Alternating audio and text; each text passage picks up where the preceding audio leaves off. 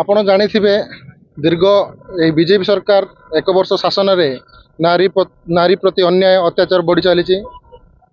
ଆପଣ ଜାଣିଥିବେ ଗତ 3-4 ଦିନ ତଳରୁ ଆମର FM କଲେଜ ଫକୀରମୋହନ ସ୍ୱୟଂ ଶାସିତ ମହାବିଦ୍ୟାଳୟର ଗୋଟେ ଛାତ୍ରୀ ଆତ୍ମହତ୍ୟା କରିଛନ୍ତି।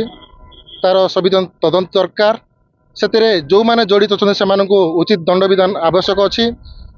সেই ଛାତ୍ରୀର ନ୍ୟାୟ ପାଇଁ ବୋଲିକି ସାରା ପ୍ରଦେଶରେ 8ଟି ଦଳ ଆମ କଂଗ୍ରେସ ଦଳ ସିପିଆଇ ସିପିଆଇଏମ୍ଏଲ୍ ସିପିଆଇଏଲ୍ ସବୁ ଏମିତି 8ଟି ଦଳ ଆଜି ବନ୍ଦ ଡାକରା ଦେଇଛନ୍ତି। ଏଥିରେ ସମସ୍ତଙ୍କୁ ଅନୁରୋଧ ମଧ୍ୟ କରାଯାଇଥିଲା ପିସିସି ସଭାପତିଙ୍କ ତରଫରୁ ଏବଂ ସମସ୍ତ ଦଳ ତରଫରୁ ଅନୁରୋଧ କରାଯାଇଥିଲା ଶାନ୍ତି ଶୃଙ୍ଖଳା ଭାବରେ ବନ୍ଦ ପାଳନ କରିବା ନିମନ୍ତେ।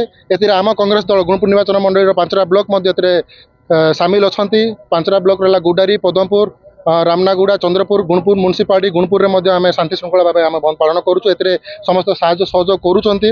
ଯେତେଦିନ ପର୍ଯ୍ୟନ୍ତ ସେ ଛାତ୍ରୀକୁ ନ୍ୟାୟ ନ ମିଳିଛି, ତଦନ୍ତ ନ ହେଇଛି, ସେଦିନ ପର୍ଯ୍ୟନ୍ତ ଆମର ଏଇ ଲଢ଼େଇ ଜାରି ରହିଥିବ, ବନ୍ଦ ପାଳନ ରହୁଥିବ। ଆଜି ତ ବନ୍ଦ ପାଳନ ସକାଳ 6ରୁ ସନ୍ଧ୍ୟା 6ଟା ପର୍ଯ୍ୟନ୍ତ ଜାରି ରହିବ। ସମସ୍ତ ଦୋକାନ ବଜାର ଗାଡ଼ି ଗୁଡ଼ା ସବୁ ବନ୍ଦ କରିବା ପାଇଁ ଆମେ ନିଷ୍ପତ୍ତି ନେଇଛୁ। ଏଥିରେ ସମସ୍ତେ ସହଯୋଗ କରୁଛନ୍ତି।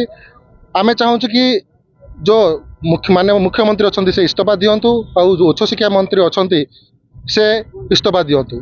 ମାନେ ଗୋଟେ ଅପାରଗ ସରକାର ଚାଲିଛି। ବର୍ଷେ ହେଲାଣି ଖାଲି ନାରୀଙ୍କ ପ୍ରତି ଅନ୍ୟାୟ ଅତ୍ୟାଚାର ହିଁ ବଢ଼ି ଚାଲିଛି। ଯେଉଁଦିନ ପର୍ଯ୍ୟନ୍ତ ନାରୀଙ୍କୁ ସମ୍ମାନ ମିଳିବନି, ନାରୀଙ୍କୁ ନ୍ୟାୟ ମିଳିବନି, ସେଦିନ ପର୍ଯ୍ୟନ୍ତ ଏଇ କଂଗ୍ରେସ ଲଢ଼େଇ ଜାରି ରଖିଥିବ।